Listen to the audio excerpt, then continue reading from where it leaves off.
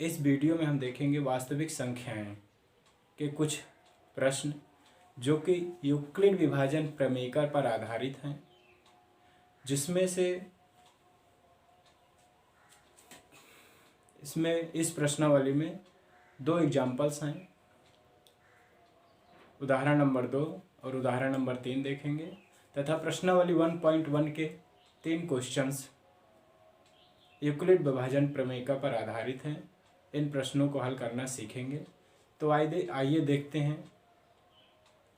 उदाहरण नंबर 2 क्या कहता है कि दर्शाइए कि प्रत्येक धनात्मक समपूर्णांक 2q के रूप का होता है तथा प्रत्येक धनात्मक विषम पूर्णांक 2q+1 के रूप का होता है जहां q एक पूर्णांक है। इस तरह के प्रश्न यूक्लिड विभाजन प्रमेय की सहायता से हल होंगे। तो आइए देखते हैं। सबसे पहले देखेंगे धनात्मक समपूर्णांक और धनात्मक विषम पूर्णांक क्या होते हैं। तो पहले धनात्मक पूर्णांक देखेंगे। कहने का मतलब धनात्मक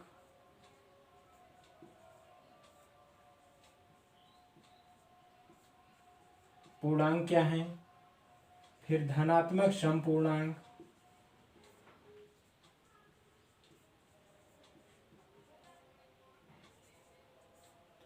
फिर धनात्मक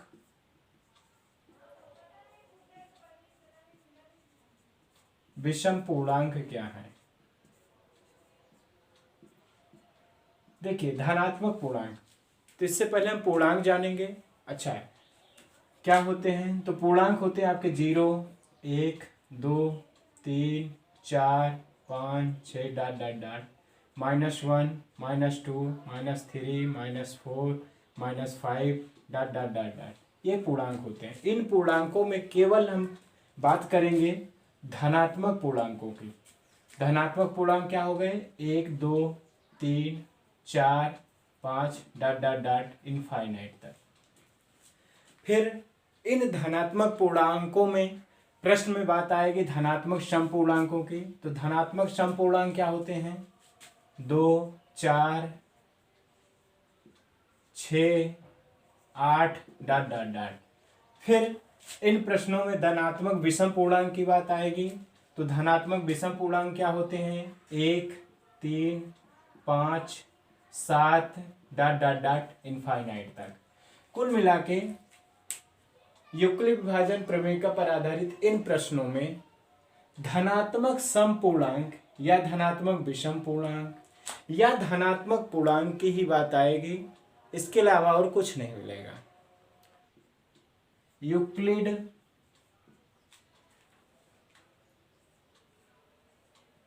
विभाजन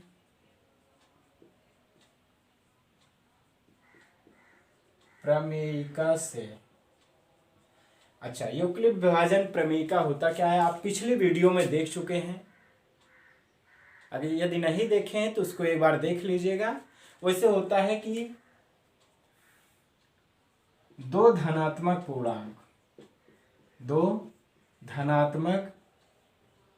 पूर्णांक ए और बी के लिए ऐसी अद्वितीय पूर्ण संख्याएं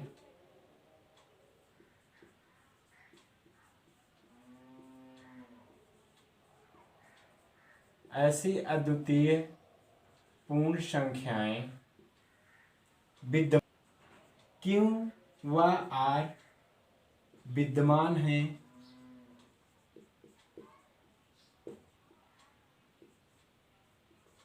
कि A बराबर VQ+R, जहां R जो है 0 से लेके V तक है। आपने इसको पिछली वीडियो में पढ़ा है। इसी का प्रयोग करके हम इस प्रश्न को हल करेंगे। अच्छा, इस प्रश्न में हम जानेंगे कैसे कि इसको हल कैसे करना है। देखेंगे कि यहाँ देखिए, इस प्रश्न में देखिए यूक्लिड विभाजन प्रमेय में क्या कहता है कि BQ के रूप का होता है, यानी कि A बराबर VQ+R है। कहने का मतलब है, आप देखेंगे इधर एक एग्जांपल देखिए, जैसे 19 लिखा, 19 को भाग दिया 6 से, 6 तिरिक 18, शेषफल कितना आया 1। इसको हम किस रूप में लिख सकते हैं, 19 बराबर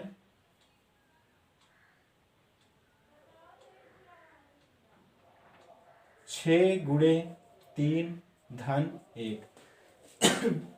19 बराबर 6 गुणे 3 धन 1 हम लिख सकते हैं। अब आप इसमें किस रूप में लिखा है, आप देखेंगे कि ये भाजक है, ये भागफल है।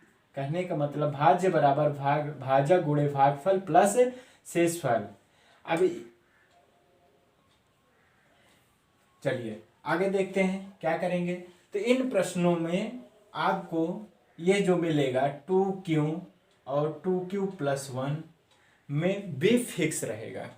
v फिक्स कैसे रहेगा, हम इसको देखेंगे कि q के साथ क्या है। इसमें q के साथ क्या है, v है। इसमें क्या है, q के साथ 2 है। इसमें भी देखिए q के साथ क्या है, 2 है। तो इसलिए यहां पर b बराबर क्या मान लेंगे कि माना b बराबर कितना हो जाएगा, 2। जब v बराबर 2 हो जाएगा तब a बराबर क्या हो जाएगा, 2q + r, जहां r जो है 0 से लेकर 2 तक हो सकता है। कहने का मतलब r या तो 0 हो सकता है या तो 1 हो सकता है, 2 नहीं हो सकता। कैसे नहीं हो सकता, इसको यहां देखेंगे क्या कहा, जैसे एग्जांपल लेंगे, r जो है जैसे 3 तक है, तो इसको क्या लिख सकते हैं कि r बराबर 0 1 2 3। अच्छा, 3 नहीं लिख सकते हैं।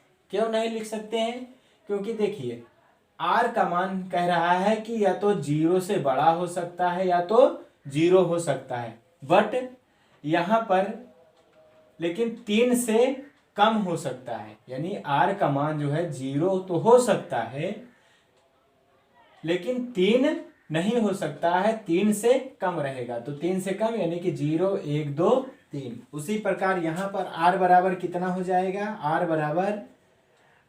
बराबर देखिए 0 तो हो सकता है लेकिन 2 नहीं हो सकता है। इसका मतलब r बराबर 0 और 1 हो सकते हैं।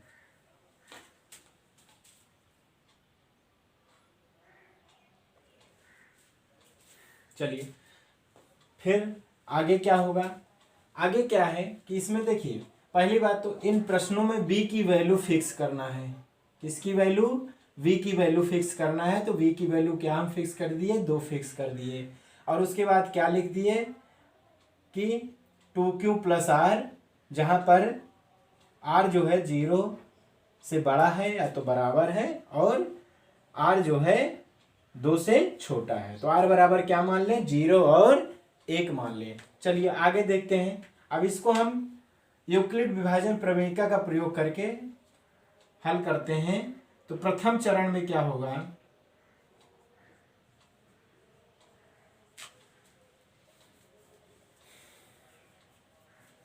चलिए देखते हैं।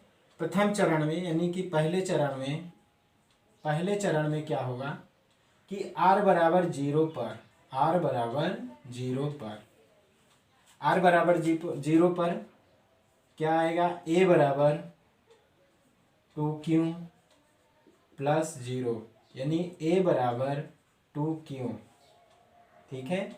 अब देखिए ये 2q 2 से भाज्य है कि नहीं, देखिए 2 × 2 2 दूनी 2 × 2 2 × 2, 2 से कट गया। इसका मतलब ये 2 से भाज्य है। तो हम क्या लिख सकते हैं कि 2q 2 से भाज्य है, अतः 2q अतः सम धनात्मक पूर्णांक 2q के रूप का होता है। अच्छा, आपको ये नहीं लिखना है, पूरा नहीं लिखना है कि काट के केवल इतना ही लिखना है, 2q 2 से भाज्य है, अतः सम धनात्मक पूर्णांक 2q के रूप का होता है। चलिए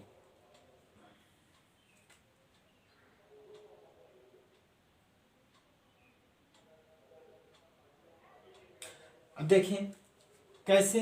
जैसे q बराबर कोई पूर्णांक ले लीजिए, q बराबर कोई पूर्णांक ले लीजिए, q बराबर मान लेते हैं 1 2 3 डॉट डॉट डॉट, तब क्या हो जाएगा 2q का मतलब 1 बराबर 2, यानी कि ये 2 से कट जाएगा, 2 से विभाजित हो जाएगा, तो हम कह सकते हैं कि 2q 2 से भाज्य है, इसलिए यह समधनात्मक पूर्णांक का होता है। अब दूसरा चरण देखेंगे, दूसरा चरण क्या कह रहा है कि r बराबर 1 पर, तो a बराबर क्या हो जाएगा 2q प्लस 1, क्या ये 2 से भाज्य है? नहीं है। क्यों नहीं है? यहाँ पर प्लस 1 आ गया, अतः हम क्या लिख सकते हैं कि यह 2 से विभाजित नहीं है, या अतः यह विषम धनात्मक पूर्णांक के रूप का है।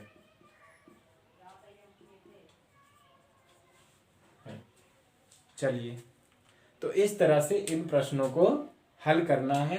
इन प्रश्नों में आपको यूक्लिड विभाजन प्रमेयिका से दो धनात्मक पूर्णांक a और b के लिए ऐसे अद्वितीय पूर्ण संख्याएं q और r विद्यमान है कि a बराबर vq प्लस r, जहां 0 से लेकर b तक r का मान हो सकता है, ये लिखना जरूरी है।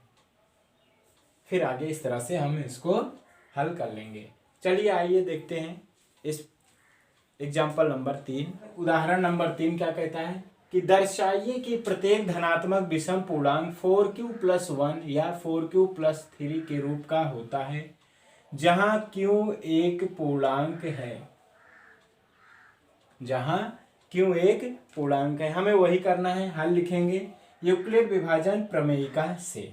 इसमें भी b का मान क्या दे रखा है? b का मान दे रखा है कि 4। कितना दे रखा है? b का मान 4 दे रखा है। चलिए आइए देखते हैं यूक्लिड विभाजन प्रमेयिका से दो धनात्मक पूर्णांक a और b के लिए ऐसी अद्वितीय पूर्ण संख्याएं q और r इस प्रकार विद्यमान है कि a बराबर vq प्लस r, जहां r जो है 0 से b तक हो सकता। आइए देखते हैं कैसे हल करेंगे इस प्रश्न को कि यूक्लिड विभाजन प्रमेयिका से इसको इसी तरह से लिखेंगे। लिखने के बाद अब इसमें हम देखेंगे कि b का मान कितना है। तो b का मान हम मान लेते हैं कितना है, इसमें माना b बराबर 4। तब यहाँ पर समीकरण क्या बन जाएगा? a बराबर 4q प्लस r, जहाँ पर r जो है 0 से 4 तक हो सकता है, 4 नहीं हो सकता है। तो r बराबर कितने मान हो जाएंगे यहाँ पर? 0 1 2 3, 4 नहीं हो सकता। क्यों? क्योंकि यहाँ पर बराबर नहीं है, ये 4 से कम है, यानी कि b का मान 4 से कम है। तो r अब ये कितने चरणों में पूर्ण होंगे? 1 2 3 और 4 चरणों में। चलिए करते हैं। पहला चरण r बराबर 0 पर, तो a बराबर कितना हो जाएगा? a बराबर 4q प्लस 0, यानी a बराबर 4q। अब ये बराबर 4q 2 से क्या हो जाएगा? 2 से भाज्य है, इसलिए यहां लिख देंगे यह 2 से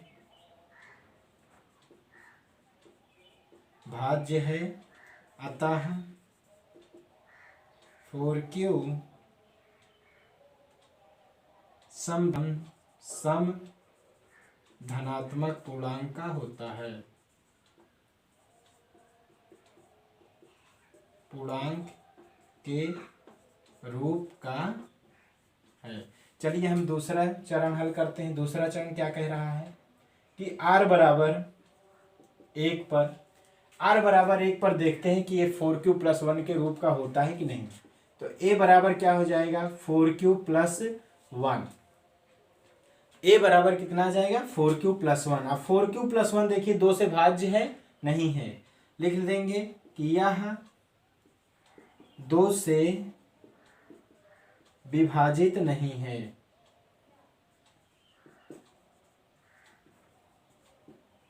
विभाजित नहीं है, अतः विषम धनात्मक पूर्णांक, अतः विषम धनात्मक पूर्णांक 4q+1 के रूप का होता है। चलिए आइए तीसरा चरण देखते हैं क्या आता है।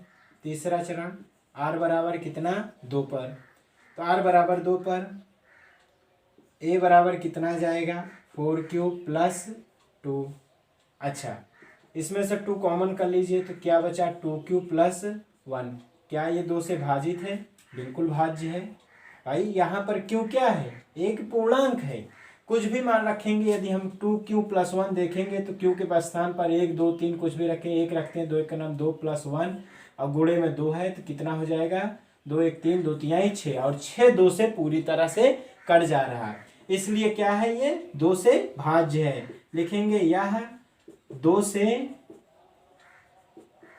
भाज्य है, अतः यह सम धनात्मक पूर्णांक के रूप का है। सम धनात्मक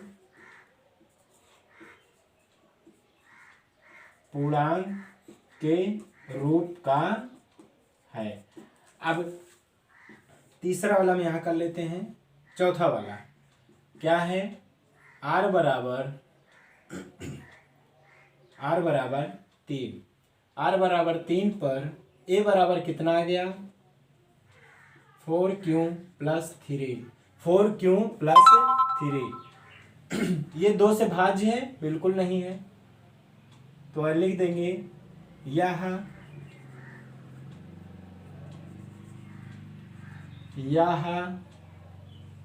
2 से विभाजित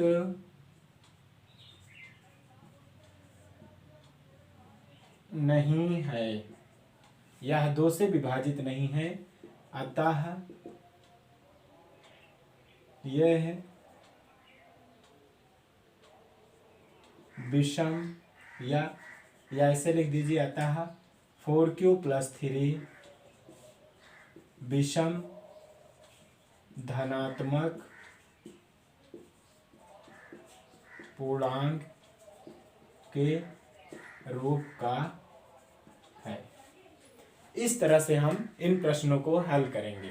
ठीक है, देखिए एक्चुअल में इन प्रश्नों में a का मान पूछता है और b का मान प्रश्न में ही दिया रहेगा, और उससे a का मान पूछता क्या है कि यह सम धनात्मक पूर्णांक के रूप का है या अथवा नहीं।